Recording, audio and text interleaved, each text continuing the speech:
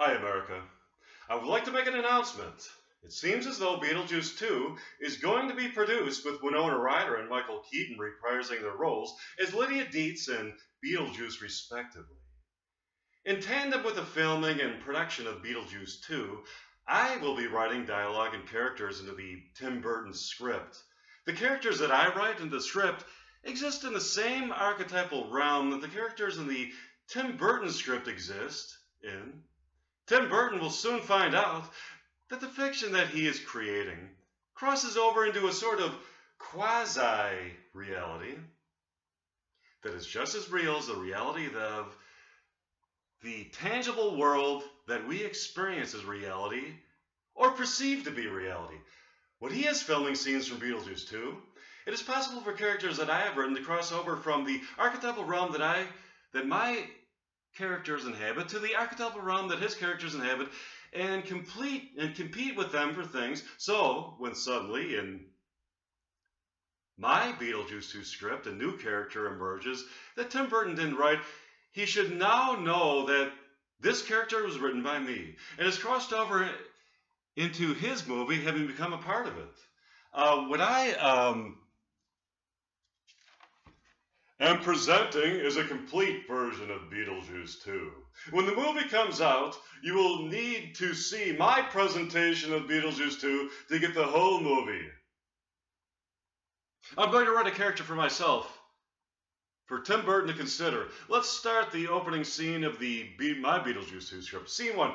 Lydia Dietz, now a college professor at the Petaluma College of Fine Arts in Petaluma, California, enters her class on a Monday morning to greet her students. She teaches a class about paranormal phenomenon.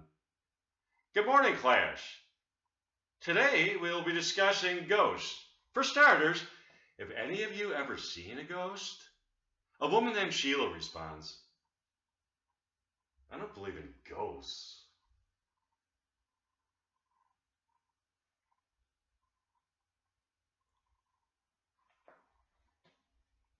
Really? You'll be a believer by the end of this course. I doubt it.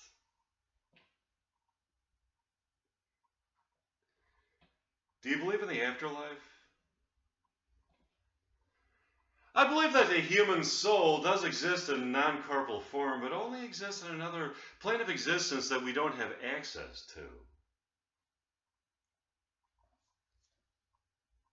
They have access to us. I've been haunted by ghosts of my former residence. Really? Can you name any of them? I sure can, Sheila. There's a ghost that has been haunting me for years. His name is Beetlejuice. He could be summoned by saying his name 3 times. I don't believe you. If that's true, let me just try saying his name 3 times. Sheila says Beetlejuice's name 3 times. And not only does Beetlejuice appear, but also Beetlejuice's brother, Mike. Hi, class, I'm Beetlejuice. I am Mike. I'm Beetlejuice's brother. Beetlejuice has a brother. His name is Mike. That's not very creepy. It's not a very creepy name for a ghost. I can be creepy if you want me to. My nickname is Graveyard Bones. Is that creepy enough for you? That's creepy. Thanks.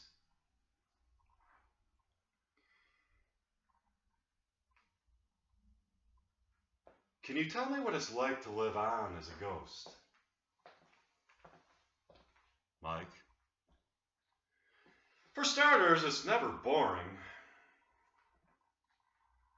As ghosts, we live in a realm of gothic beauty that we can cross over from into your realm of existence. Why do you haunt people?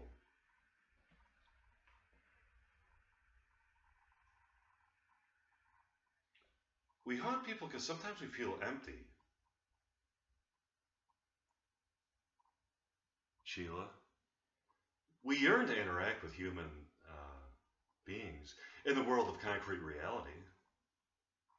The spirit world is a state of limbo that we inhabit until we re-enter a new world of tangible reality. This realm that we inhabit is a place. Oh, okay. Where's this?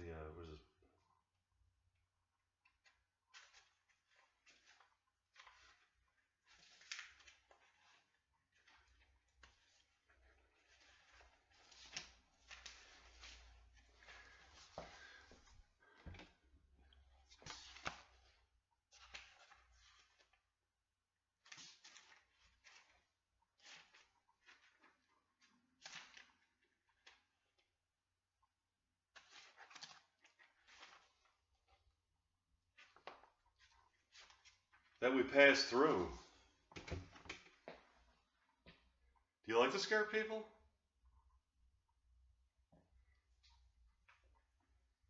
We love to scare people, Sheila.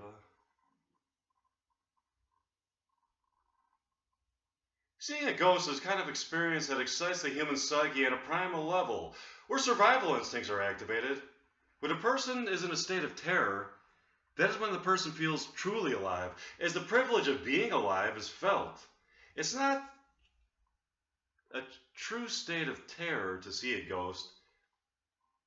It is slightly terrifying, but a fun glimpse into the eternal and unknown. That's fascinating. Let's enjoy the class, Sheila.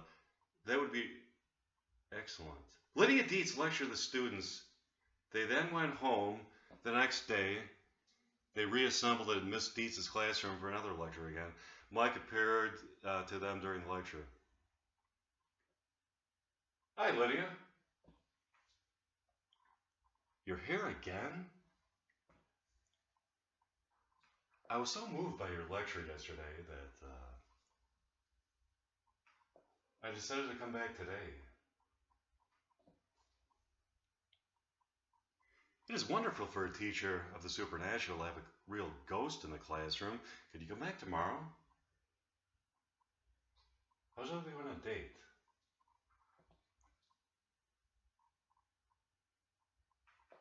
You were a ghost. You have that glow that surrounds you. It's a beautiful aura. It's a sign of being a person who has gained immortality. The idea is interesting. It's just that I've never seen a human being dating a ghost. Let's set a new precedent. I'll have to think about it. I'll be waiting. Lydia Dietz lectures her class about supernatural beings who can suddenly appear in different moments of the past, present, and future in the form of an inanimate object. She then goes home for the evening. She lives in a beach house that she built with a bunch of friends that sits along the Pacific Ocean in a town called Happy Sunset, California. She sits on the couch, to watch some lame television. When she gets a knock at the door, is the guy she has been dating named Casper Schopenhauer.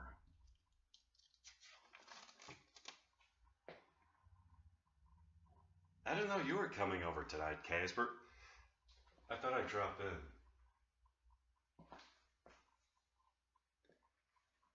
I don't like your abruptness, Casper. You should have called. What are you watching? Reruns of Fantasy Island.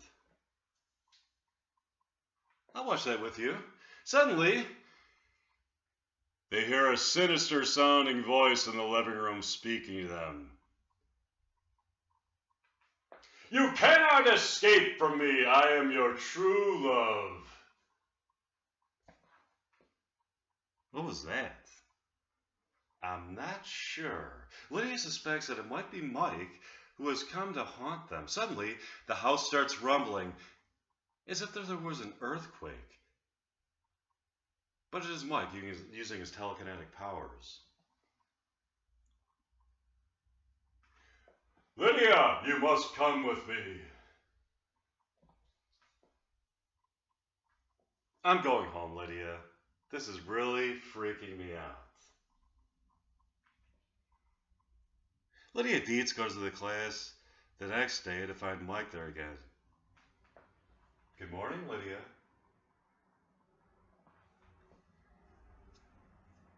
Good morning, Mike. Where were you yesterday evening? At home. Gardening. Gardening at night. Who gardens at night? A lot of people garden at night. So many people, in fact, that REM wrote a song about it called Gardening at Night. That's a lie. You were terrorizing me and Casper because you were jealous. That's the douchebag's name, Casper? You should be with a real ghost like me. I'm Graveyard Bones. Not Casper the friendly ghost. Get out of here. I want you, Lydia.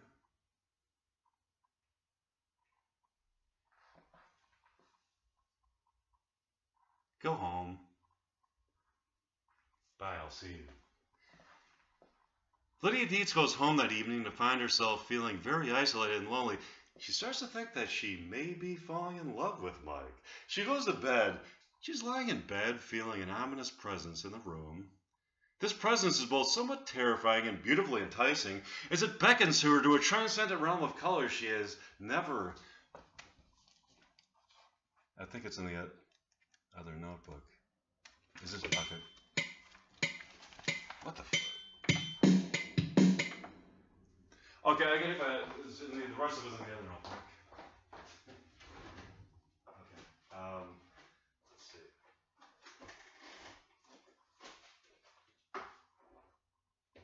Okay.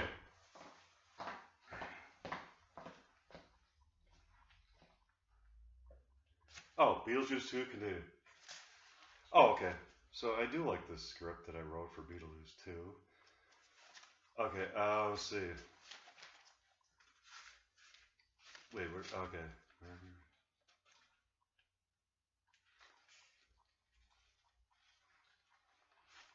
Where is this? I'm just trying to find out where this...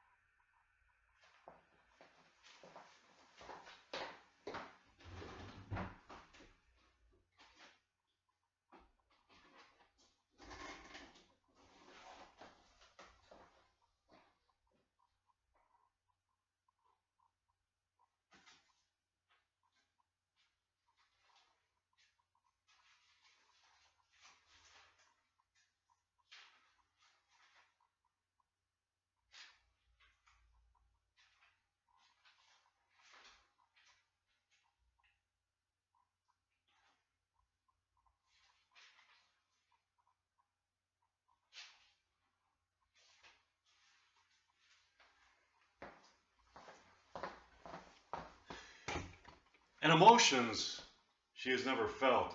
She reaches a precipice in the heightened state of awareness where she crosses over. She has the option of crossing over into the realm of unearthly pleasure or staying earthbound in familiar territory. She finds the courage within herself to cross over to the realm of experience and experiences the sensations of the most exquisite kind in a place of beauty and tranquility. It is a place where she understands the true meaning of the love of existence. She has found herself in a place of transcendence. It is a place of unusual sights. The next morning, when she gets out of bed, Mike is standing there in her room. How'd you like it? Mike, that was amazing. If you decide to go with me, that is the kind of love I can give you.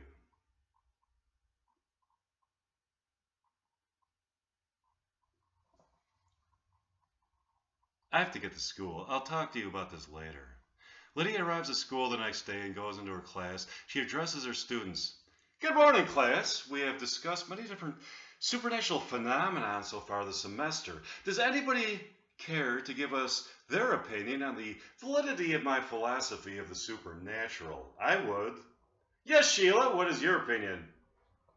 I don't believe any of it.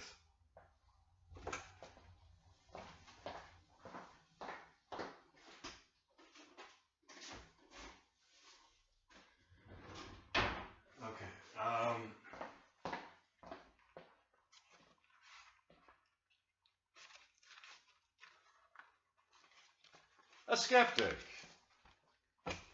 Why don't you believe? The human mind is an epiphenomenon that arises from the functioning of the brain.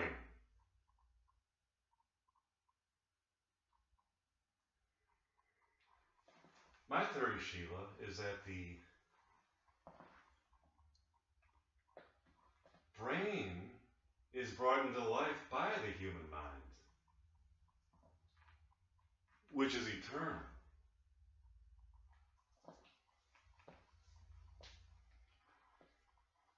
I've never seen any proof of that. You've seen Mike, the ghost known as Graveyard Bones. That could have easily been an optical illusion.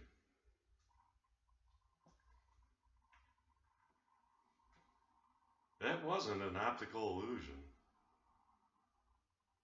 That was a ghost. Ghosts don't exist, Miss Dietz. They do exist. I remain skeptical. This is merely a material plane of existence. What could possibly remain in the human body after death? The soul. Did you ever notice that there is something indescribable, something so unique about each person that you have ever met? It is that defining characteristic in each of us that distinguishes us from each other. It is that which sets us apart from each other. Yes, I know about that. That is the soul. If the soul didn't exist, how could you explain the amazing variety of human personalities? I don't believe in the soul. This is what we have. The material world of fleeting temporal existence. What is fleeting and temporal is the tangible world that we inhabit. The soul is eternal. The soul lives on forever in new manifestations and in new surroundings that are brought into existence by the soul. There are conditions for immortality. To get immortality, you must believe in the immortal soul. You must look at this world in an optimistic fashion as an idealist who believes in meaning and purpose. You must believe that life is meant to be a beautiful experience of unearthly pleasure, devoid of suffering. You must find the person who you are destined to form a unity of souls with. The love that you have for this person is not only a love that is sublime, a sublime pleasure, but both physically and emotionally, but it is the creative force that brings harmony into the universe and gives meaning and purpose to life. That was brilliant, Miss Dietz. We'll see if it's true. Remember, Sheila, you must truly believe you wanted your soul to be immortal. I'll remember that, Miss Dietz. I must truly believe. Have a nice afternoon, class. Miss Dietz leaves the school and sees Caspar Schopenhauer in front of it. What have you been up to, Lydia? The same stuff. The same stuff? What's that ecoplasm that I'm finding on your clothes? It's not ecoplasm, or ectoplasm. That's not ectoplasm. It's a beauty product that I have been using for my skin. Bullshit, Lydia! It's ectoplasm. You have been dating ghosts.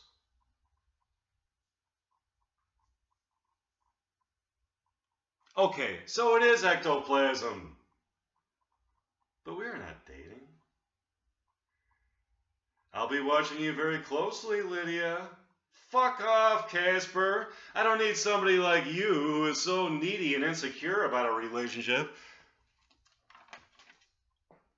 I'll see you later, Lydia. You better not be cheating.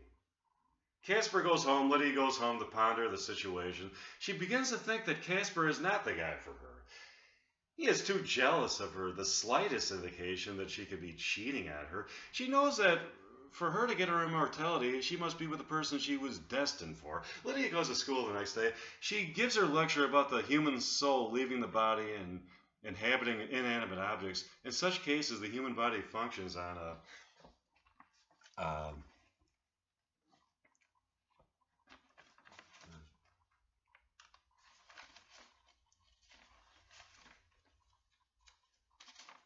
material level. Good morning, class. Today we'll be talking about the phenomenon of the human soul leaving the body and inhabiting an inanimate object. Come again, Miss Deeds. No, Sheila, it's a bona fide fact. In some cases, the human soul has been seen to leave the body and inhabit inanimate objects. So what you were saying is that my human soul could leave my body and find itself in an inanimate object. Yes, Sheila, that is exactly what I'm saying. I don't believe this. Except that, Miss Deeds, we are merely machines with brains as human beings. The human mind is an epiphenomenon of the brain. You are wrong. Where do you think you get your passion for debate and your personality, Sheila? It's a function of my brain. The mind is material. No, that is not correct. The human brain and the human body are machines through which the soul temporarily operates until it finds a new place. The body and brain can function without a soul, but it operates at a different level, in such cases, much like a robot. I would like to believe what you're saying. Miss Dietz, but it just doesn't seem logical. My purpose here, in part, is to try to convince you of my theories. Please keep an open mind. Okay, sure. I'll see you people tomorrow. Have a great day.